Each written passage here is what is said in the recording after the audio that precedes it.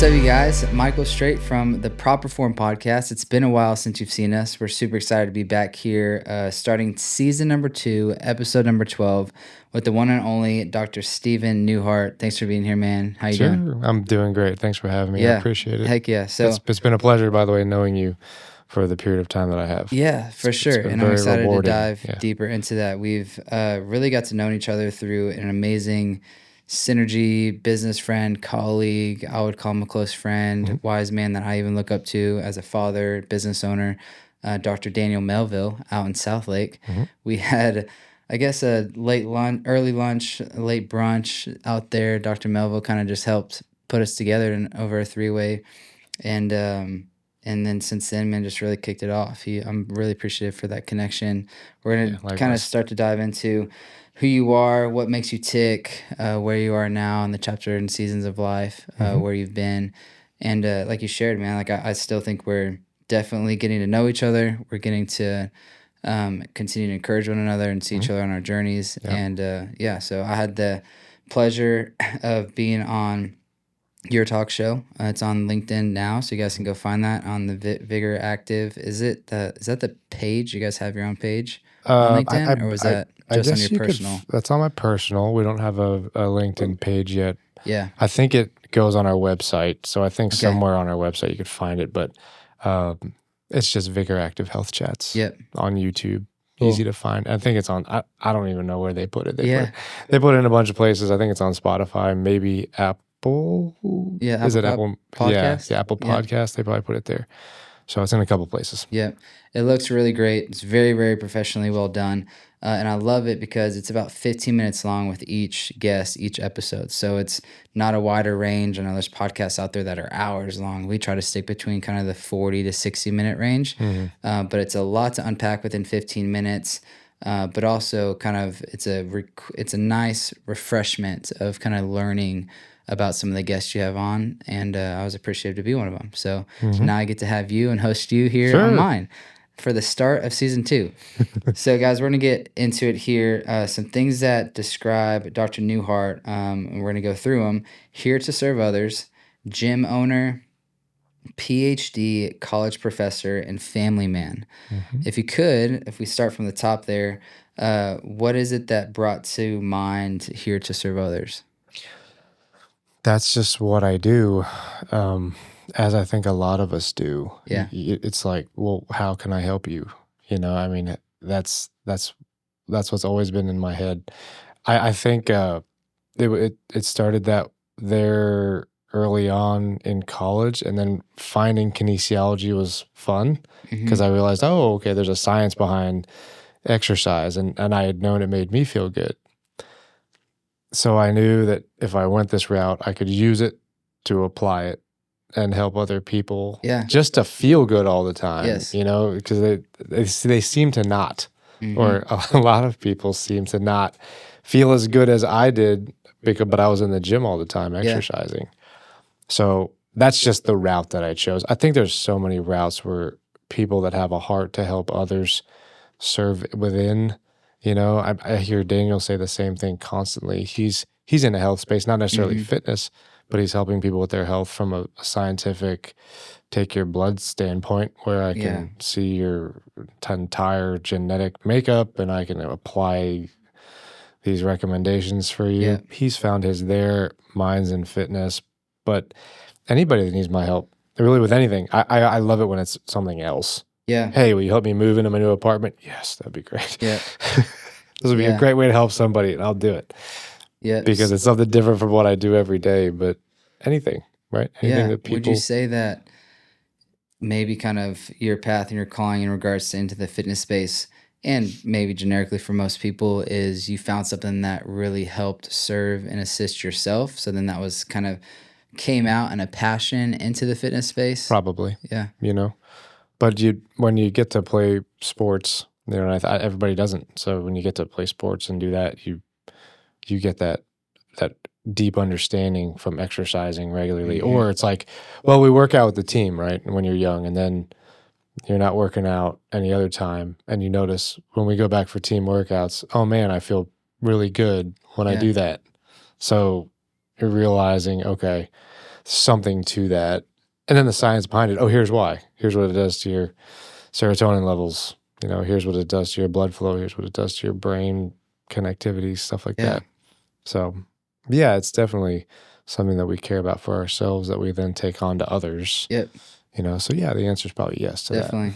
Well, if we just kind of poured into you being a gym owner, could you kind of go back a little bit into that on how you served others through the kind of the fitness space when you started Vigor Active, where you guys are currently located, and then kind of flow that into some of your other entrepreneurial adventures on do you think you would be doing some of the other things you're doing now if you could go back and talk to Newhart 10 years ago, 15 years ago, and kind of how all of that has come to life? I am very much a person that believes that every single little thing that happens is for a reason. So Yeah. everything that has happened, and I will end my days one day knowing that I did everything exactly how it was supposed to go, right? So I'm not usually one to look back and go, oh, should have done that differently. So I think it all was meant to be exactly how it happened. And just the decisions we make, even those are that's how it happens, right? But the gym thing, I mean, a deeper backstory of Yeah. everything that occurred. As I was talking about kinesiology, second year of college, actually, I switched from business. I was a business major. Yeah. And switched. Maybe that's an indicator of I wanted to have a business one day, right?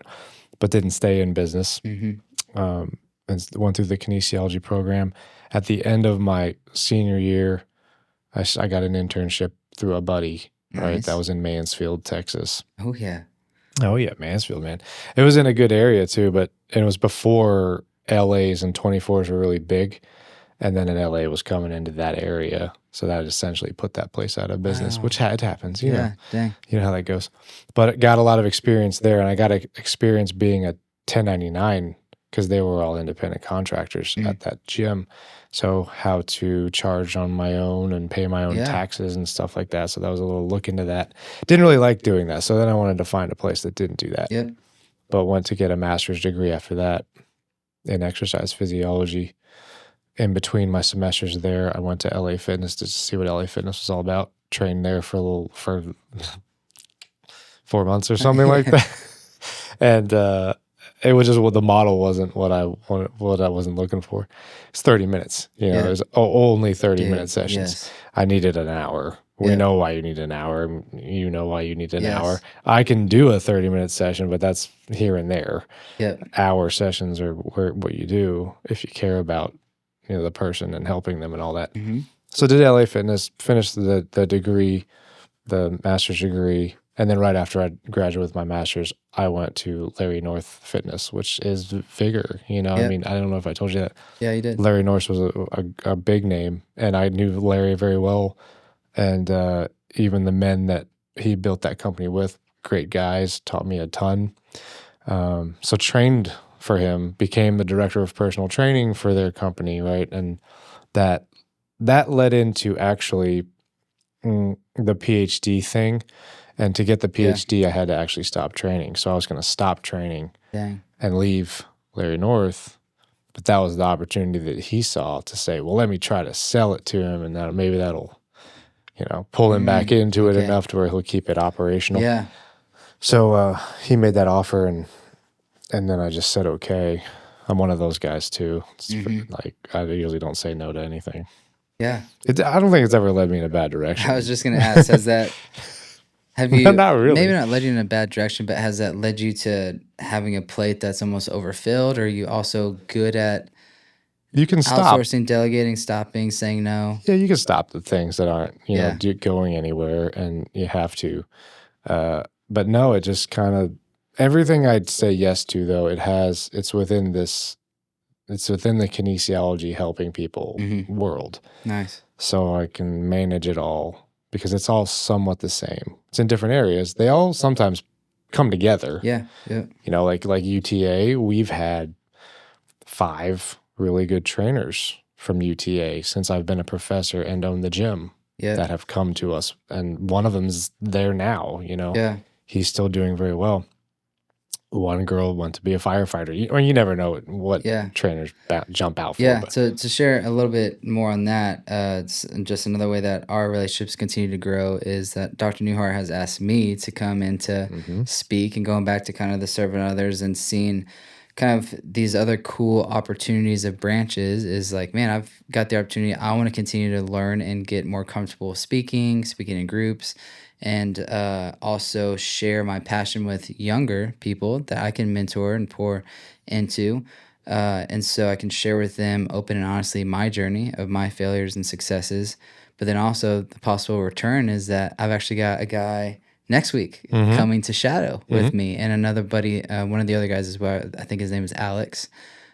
He's still looking at his calendar and trying to figure out what's sure, going to work out. So, an opportunity to have some young guys shadow me here at Luxury Lifestyle Training or Lux Life Gym Design, and see if they could end up being a great candidate yeah, to join the team. And so it's been a great, cool piece and opportunity. And then each time I leave, like, okay, maybe I can change this and share this differently or add more light in this area that mhm, some of the class seem more intrigued by. And we got Collin College right here in yeah, McKinney. I'm like, man, I need to maybe reach out to Collin yeah, College and offers my time to speak to some of those similar tracks in regards to degrees, and mhm. see if there's opportunity there to be like, hey, I'm literally just on the other side, 380. I'm on Virginia. They're right in your They're backyard. literally right here in my Those backyard. kids from UTA will be driving. I mean, you never Yeah, know. They may yeah, say, "Oh, well, yeah, this is what I want to do, and this is where I want to be. I'm going to move out here after yeah, school," but you never know. yeah. So going back to you getting your PhD, not owning Vigor Active. That was the hardest time. Yeah, It was hard because, like, I had focused my brain, okay, I'm going to go full-time school.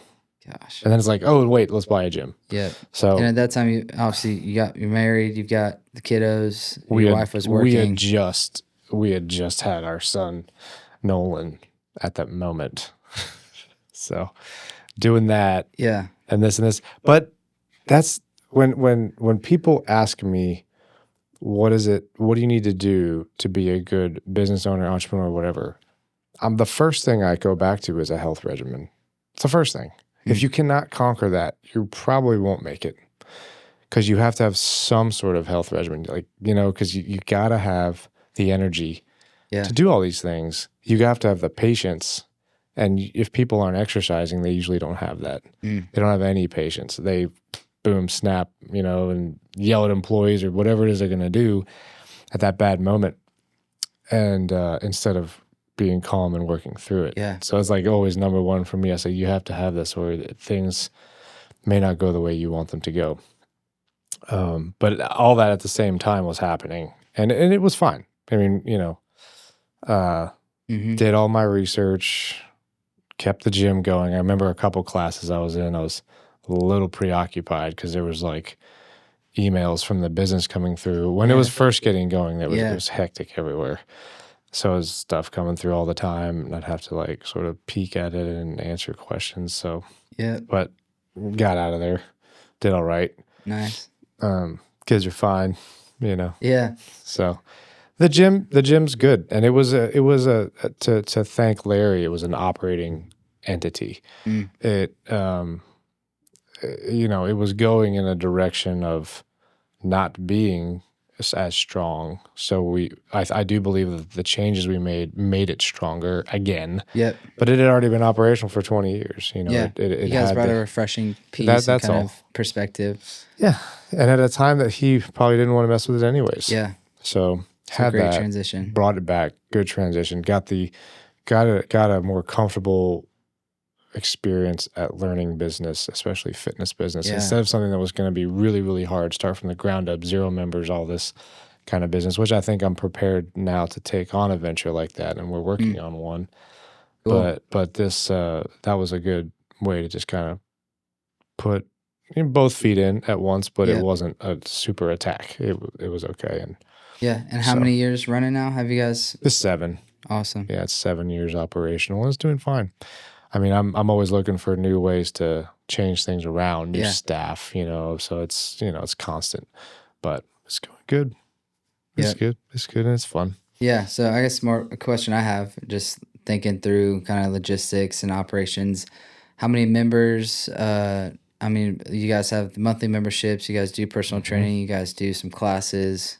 Yeah, we hold, since our membership's a little higher, we don't I mean, we could flood it if we wanted to, but Yeah. we still keep it in sort of an exclusive place Nice. of about 800 members, and so we hang on to 800, higher membership rate, and we do a lot of personal training, you Nice. know, just divulge numbers, our budgets, which I told this to somebody once that had a smaller gym, and they looked at me like this. I'm like, well, it's just what it is, but we're around 45,000 a month is what we're looking for Mhm. in personal training revenue from our team, and that's Yeah. always kind of what it's done. So That's yeah, just personal training revenue. that's just training. That's awesome. That's just training. So then you have the whole other membership side. Yeah, of course. That's helpful, but so it's good. It's a Cool. good business. And then when did you start teaching? Have you enjoyed it? Have you, I mean, again, serving others, serving a younger demographic and group, helping guide them through their degree process. And I mean, I appreciate your humbleness and your, sobriety and just, growing our relationship on where you've gone from A to B. I can tend to be a little bit more sporadic. So I've appreciated some of that sobriety I felt like you've offered me in a lot of our conversations. But I feel like you can probably also add a lot of that to the classes and the younger kiddos that are so excited and want to do all these things. And you're not buzzkilling them, but you are adding a lot of value. Yeah, but it's probably one of my biggest passions. That's probably Okay. why I've done it so long. Yeah.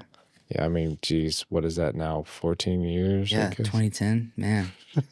So I love it, and I don't really want to stop it. And that's what I was telling you earlier. We are working right now on a formal strength and conditioning track. That's cool. So the student would say, that is what my degree will be. I mean, as like you asked the question, I think Yeah. Like, it would where be does it fall under? kinesiology with a focus in strength and conditioning. Hmm. I don't know if you'd graduate with a degree in strength and conditioning. It Yeah. would say kinesiology, strength and conditioning, or something like that. But that it's all it. I mean, I told the department this. If if um, if we have all this social media stuff now, and all these influencers, 400,000 is the last time I looked, Hmm. 400,000 influencers, people aren't really seeking the book knowledge in the schools. They actually almost come in, and when I'm teaching, sometimes they probably heard 85% of it from their YouTube Yeah. influencers or whatever. What they need is hands-on, and what they want is hands-on. Yeah.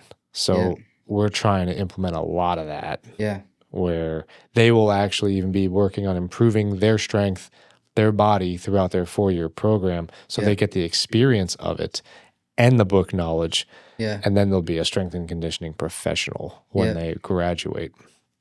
So we're trying to, change what we have and really make Yeah. it a very extensive program. Yeah, I definitely feel like there's a gap, and even wise, I've got two boys. As they get older, I'm kind of curious and interested in them to get into some sort of trade school or laboring, and maybe the root of that is how can they get hands-on opportunity to see if they like or dislike some sort of trade or just role or job position rather than thinking and maybe gaining all this head knowledge from the stuff we're watching or seeing online and then actually jumping into it and seeing that it's a completely different animal. Yep.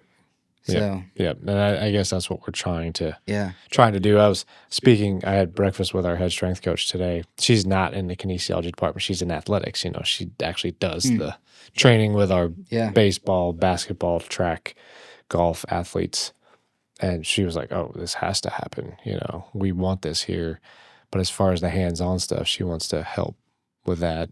Yeah. You look at the word internship. Yeah. But she also says, where the internships really lie? I know all the high school strength coaches, Lamar, Arlington, Martin, all the ones Yeah. around us, and send our strength and conditioning students Mm. that need internships off to those high schools. Yeah, could you make some sort of internship process curriculum boxes that they have to check hours wise? Yep. Maybe even having some sort of intern coordinator or like satellite director at these schools, high schools or something, where they're not spending a ton of their time, but they at least know the end goal of what the internship looks like. So even when I did my internship from Texas A&M, I think it was 400 hours, it's 8 or Mhm, 12 mhm, weeks, and then like I had the director at Michael Johnson Performance, and I had to get him to sign off on stuff that I was here, and I did all this stuff.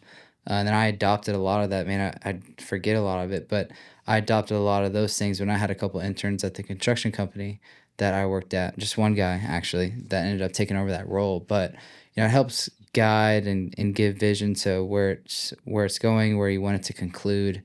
Um, yeah, that's cool. Well, man, Agreed. I would love to pivot, shift just a little bit, not too much.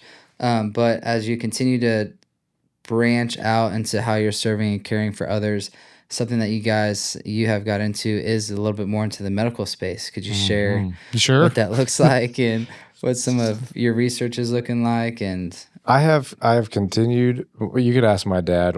Number one, ask my dad when I was 18. He said, "What do you want to do?" When I was going to college, he said, I want to help people." That's all I said. I didn't know. It just kind of like what we were talking about in the beginning. But I said I want to help people, and then I told him at the time. I don't know why I had this. I have this different kind of heart for helping people. I feel for those that, like, when I hear and talk to people with chronic disease, it's not fun and they don't know how to get out of it. You know what I Mhm. mean? The reason why I stepped into all this was to attempt to make an impact there, which is probably after all these years now there's the medical company, because that's where those people actually are. Yeah. You could open a gym and say, "Oh, you got a disease, come here." I don't think we'd have that good of Hmm. it still wouldn't work properly. Yeah. But they feel comfortable going to their doctor's office. So Yeah. that's when we started a medical service provider company, right? So Okay.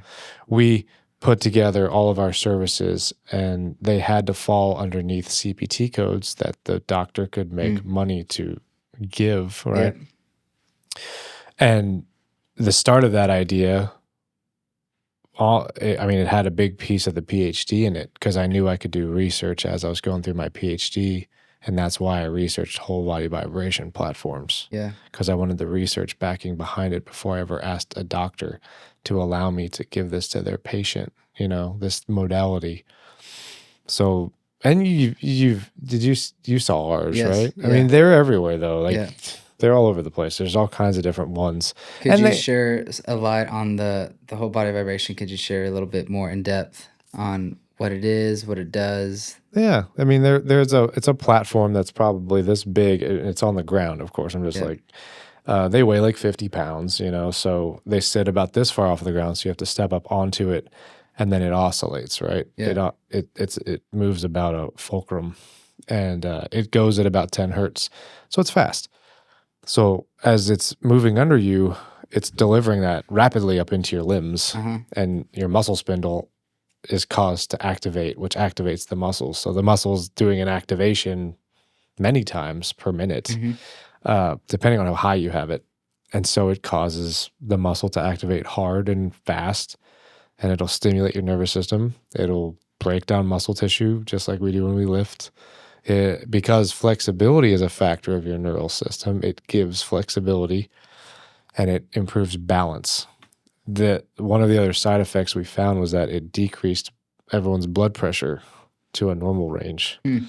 where one of my guys had 153 over like 90 was his. Wow. That's dangerous. Yeah. That's heart attack levels. His was normal, and he only did it one time a week for 8 weeks for 30 minutes. Wow. That stimulus, whatever it's doing, is giving you better, it's either clearing your arteries or it's giving you better muscular control of your arteries, so you have better local circulation Yeah. control. But that was neat to find. So it has all these benefits that are now scientifically proven after doing this on 90 different people, right? And 3 studies being published. So That's that's cool. that. Yeah. And there's a lot of different kinds out there. I'm not gonna. I did the research on the brand we use because I I wanted to know what that specific one would do, because they're all different. Like, Mhm. it comes down to amplitude and frequency. Frequency being the hertz, amplitude being how far is this platform, doing Yeah. this. It's the distance, right? So like power plates at like 4 millimeters, and we chose one that went at 15 millimeters, so it's much more displacement. We did it for a reason that we thought it would be more Interesting. beneficial. But anyway, Yeah. so I know what ours does. I can't speak to any of the others because Yeah. you can get one for probably $300 online or on TV or whatever. Yeah. I don't know what it'll do. Yeah, but people aren't going to know the depths of the hertz and the frequencies and all the pros or cons that it adds or Yeah. doesn't add to them. It's true. And it's a science, and it's an emerging science. It's an evolving, ever emerging science. Yep. So I don't know, but I mean, it feels so good. Yeah. I will say that. I love standing on them. I think it feels great. I do a lot of exercise, so I used it a bunch and sort of tested myself on a Yeah. few different things. I didn't change too much because Yeah. I do all this other yeah. stuff. Yes. Like it's hard to get more neural control than having 300 pounds on your back and squatting with it. Mhm. It's like that's a lot of neural control. If this vibration platform was able to do that, that'd be interesting. But for a sedentary body, it does great things. Yes. So we deliver that. That's different. It's something that medical patients can use because they're kind of deconditioned. Mhm. But the main crux of our program was to start linking body dysfunction with brain I'm just say brain dysfunction. We've been able to take EEGs since 1962, and an EEG is where you put contact points on the scalp, and it'll read the frequency and the amplitude. So each type of wave gets monitored through the software that we use. Okay. Certain waveforms are linked with certain things that a person does. Like, for example, a delta wave is the slowest wave that your brain can produce. It shows up when you're asleep. It's almost responsible for putting you to sleep.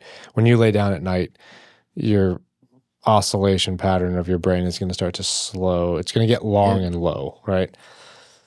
So if I take a scan on somebody while they're awake and I see a bunch of that, I have to raise an eyebrow. Why? So the software will tell you there's an abundance of delta waves, right? That's the wave.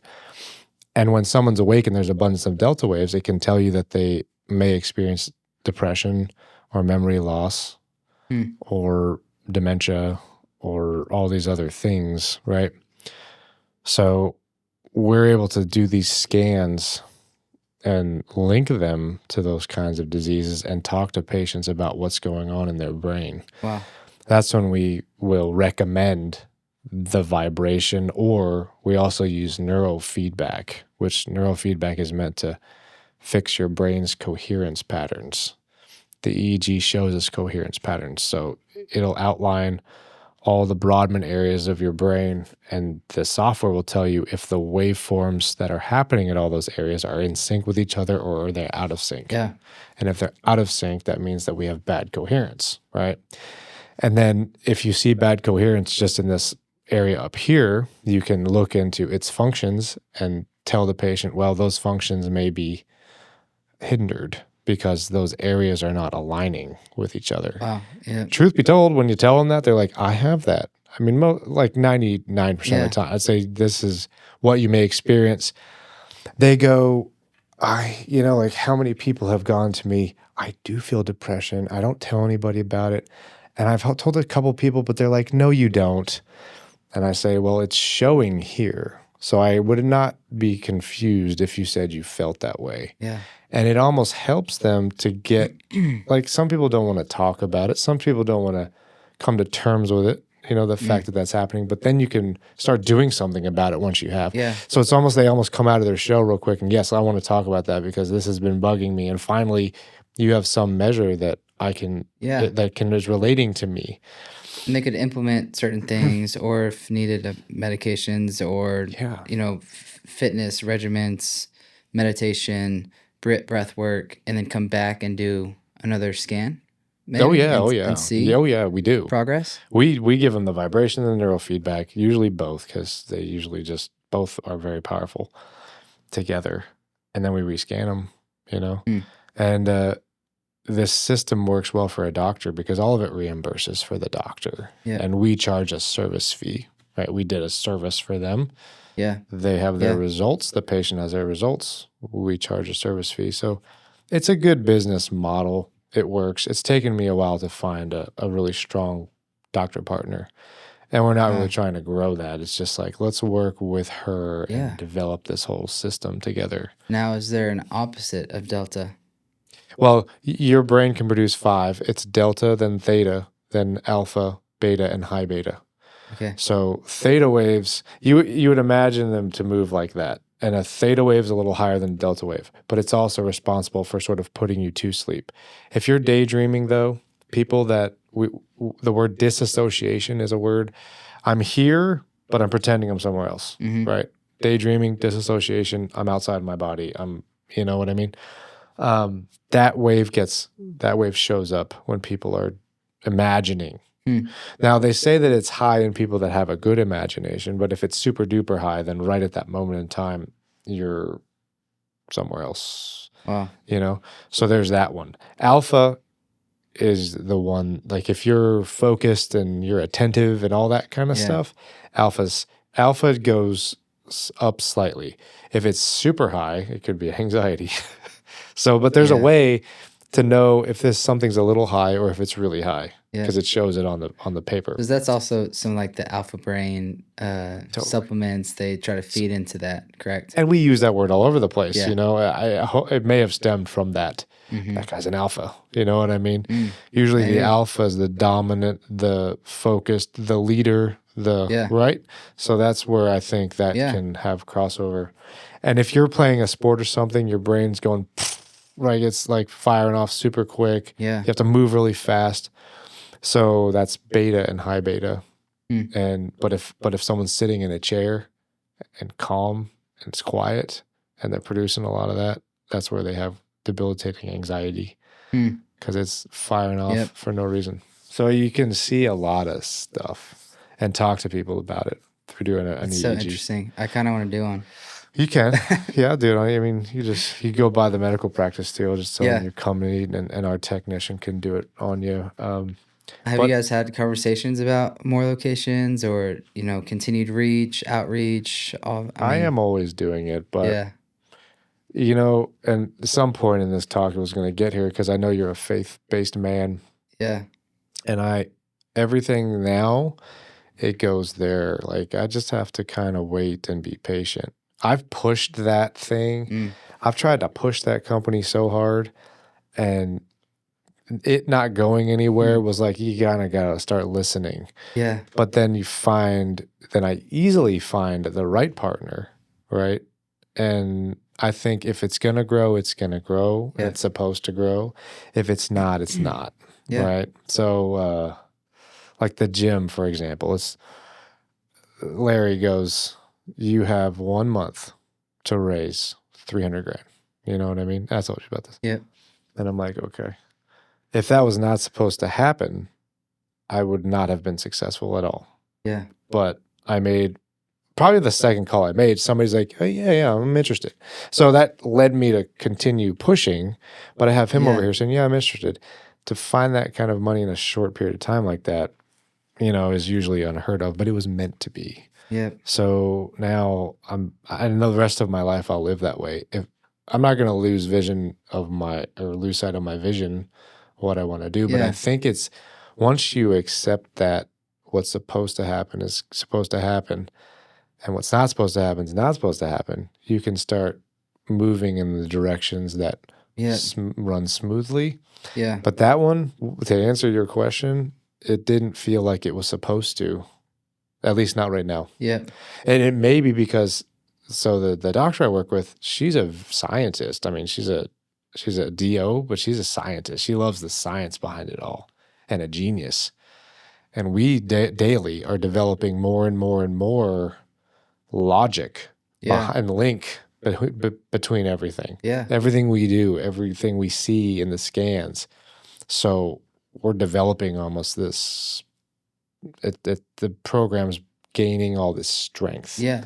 So maybe it's just supposed to stay there with her for a little while so we can just keep developing it. Yeah, obtaining research and, the reps Yeah.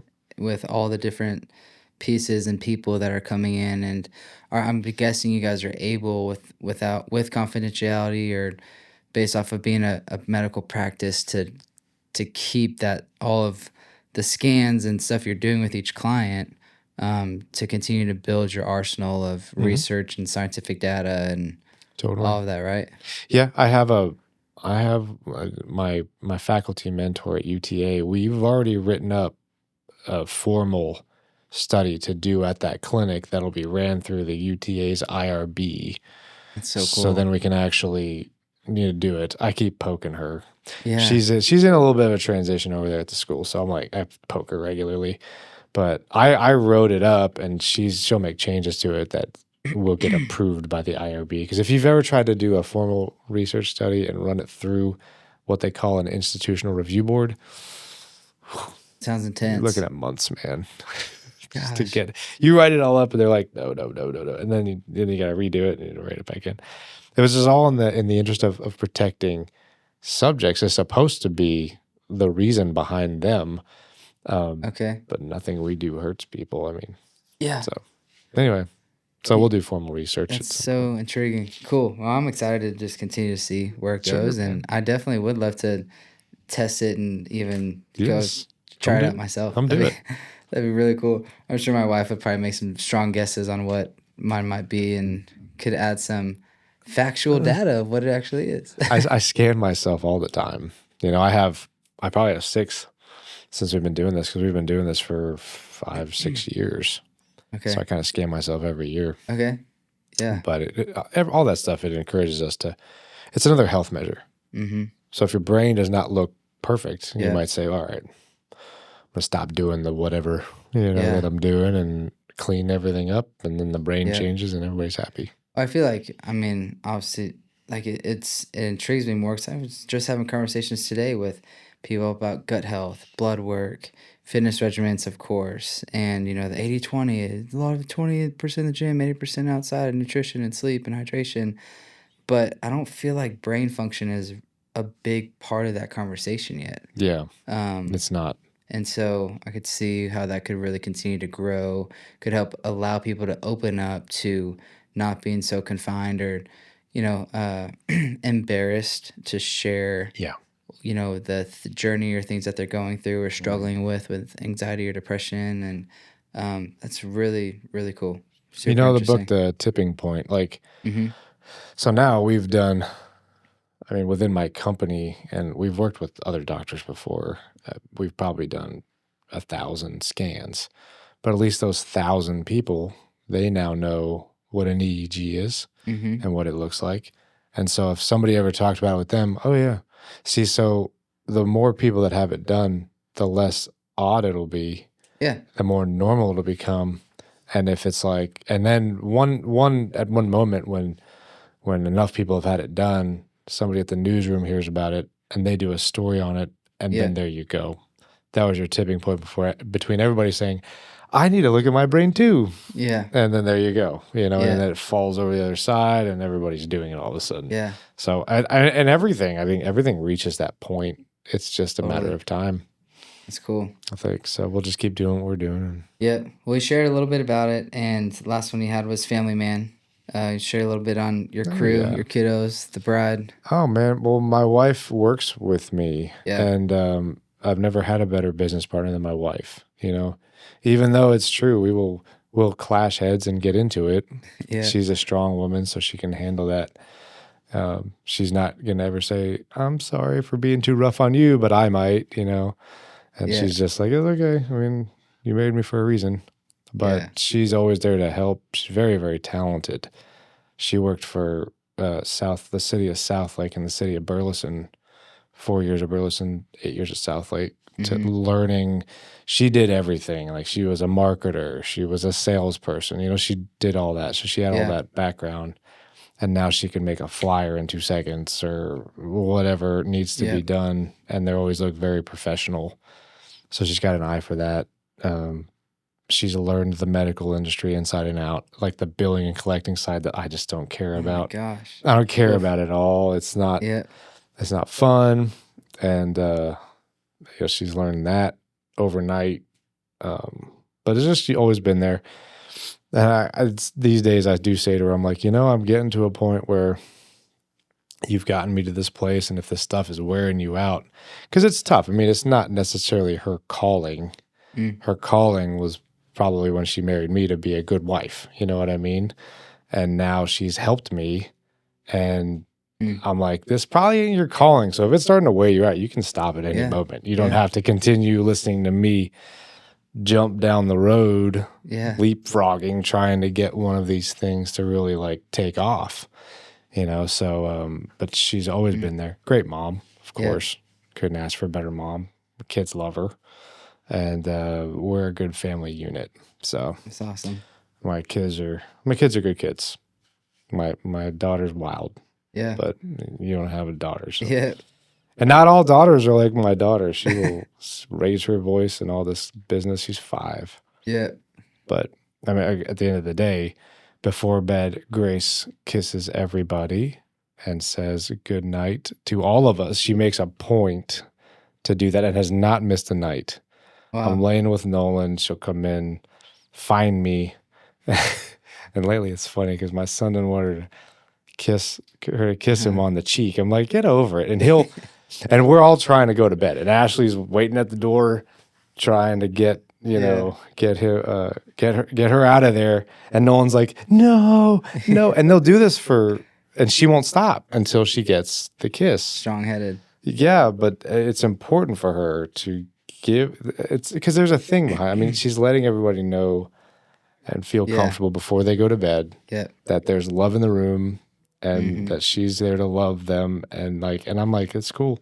So I never tell her stop trying. I'm like, Nolan, just let it be. You did this last night, and eventually you let her give you a kiss on the cheek. So just stop. Yeah. So eventually it happens. But That's cool. all good kids, good family.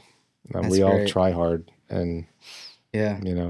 that's just all you can do. Yeah, heck yeah, man. Well, hey, we're wrapping up to a close here. The last thing I ask when I ask all my guests, and I think you've touched on a lot of it, but if you could share one or last 2 points to add value from who you are, where you've been, where you're going, any additional feedback or insight or wisdom you could add to our listeners. Yeah, because and I think a lot of us have been down this road, and it's much like just 2 points ago, 5 minutes ago. You got to listen to what you're meant to do, and when you're trying to reach for something that darn well is not what you're not supposed to be doing, don't go there. Because it'll just be now. Of course, everything happens for a reason, and you got to learn your lessons. That's one of those. Yeah. But if I could. I mean, maybe somebody will go, oh, I remember him saying that, and this definitely feels like what I should not be doing. So maybe I should stop this and go the path that I'm supposed to. Yeah. Be cautious of outside influence that's trying to lead you and not down your path that you want to go down, right? So it's just listening. And some people meditate for that. I've never actually learned how. I think when I exercise, I meditate or something, because that's when I get all my ideas, my focus. Yeah. But listen, listen to what you're supposed to be doing. Yeah. Because if you don't, who knows where you end up. Yeah. We all have a purpose. It doesn't have to be something huge for you to be a successful person in life. We're getting to that point where it's like everybody thinks you have to do something huge to be successful in life, and it's not that way. Yeah. You forget the little influences you can make on somebody's life yourself in just an hour's time with you and that person one-on-one, like you do most days. Yep. And they forget that. They lose sight of that because the person that started Lifetime Fitness is online and you can hear him talk, and it's like, wow, that's what I'm supposed to do. That may be what he was supposed to do, but that may not be what your purpose is. So just be satisfied, right? Yeah. Be satisfied with what we get accomplished. Totally. Awesome. So maybe those things. Yeah. Well, man, I appreciate you coming over here to McKinney from Fort Worth and hanging out with us on the Proper Form podcast, helping us kick off season 2, episode number 12. And I look forward to keep coming out to UTA, speaking to the classes, and growing our friendship. But thanks for joining us, guys. Bet. Check it out. We find us on the Apple Podcast, Spotify, and YouTube. We'll see you guys on episode 13.